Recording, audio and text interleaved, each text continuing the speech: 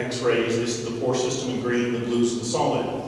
What you can see is that that blue framework of the rock is something like a lattice, yeah?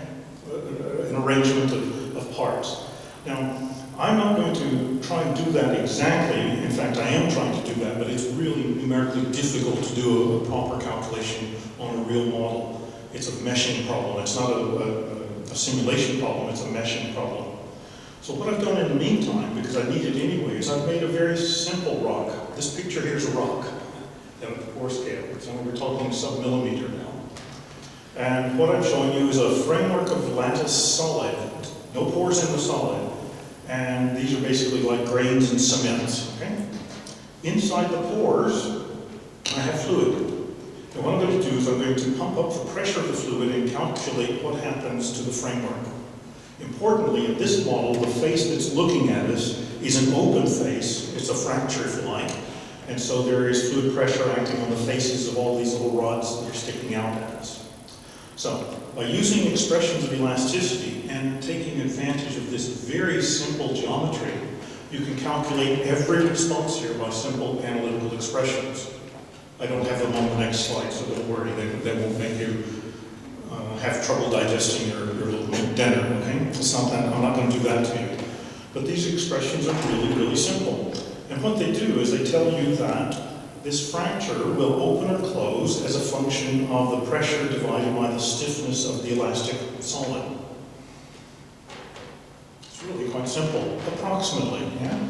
But depending upon the boundary conditions, Poisson's ratio of the material and a few things, you get some curves that do some odd things. So it's not exactly straightforward. I need to know a little bit more about the system. I need to know about the boundary conditions. That's what these cases are.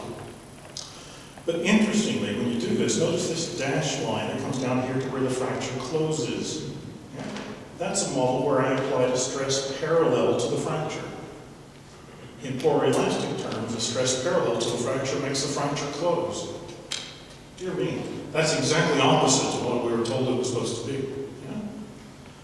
So by looking at mechanics simply, trying to take out all the wizardry and things, but actually looking at it as a real physical system, gives us quite a number of insights into what might be going on. Okay? Now, just to show you what that poroelasticity means, I've just put some numbers on the slide here. These come from nowhere. But just to give you a sense for what this set of calculations mean, if you believe that this is a model of rock, okay, it's not a perfect rock, but it's not going to be very different from that. I think we're within an order of magnitude anyway. So if I look at that, I just say if I had a pressure increase, in this case I'm just doing an injection case just for fun, if I get a pressure increase of that much, that's about 7 megapascals, and I assume a fairly stiff rock, then the strain perpendicular to the fractures would be this number. Okay? That's the strain of the rock mass.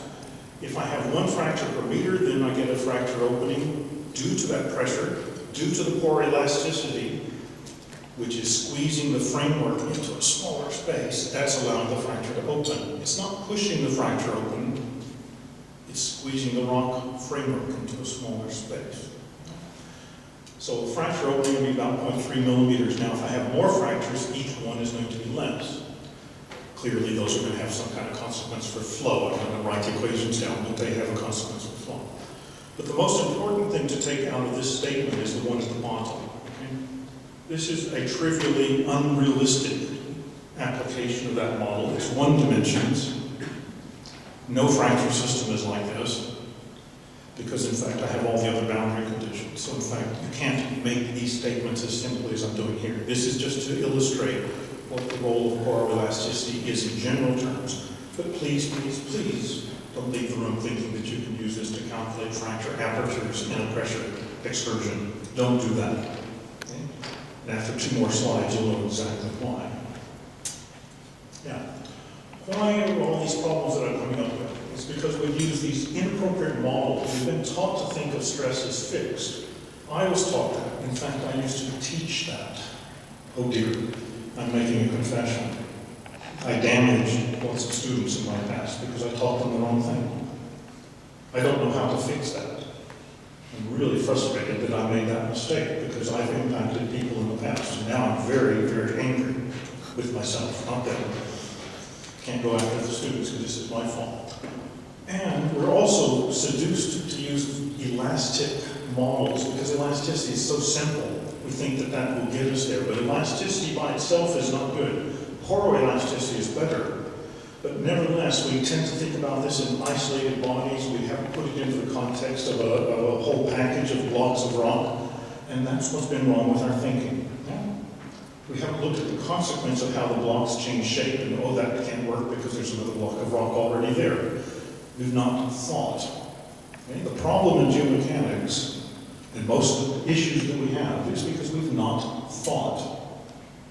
We just simply took an expression that someone showed us, this is how you use this, put these numbers in and here's the answer. We didn't think. We used it blindly. We shouldn't do that. And I think a systems approach to geomaterials helps us to find that that doesn't work, and remembering that stress is dependent. Now, let me just show you this little simulation step. These are two models, they're not run by me. Can you see the gray lines in the background? Just about? Just about. There's one here, over here, there's lots of them. Those are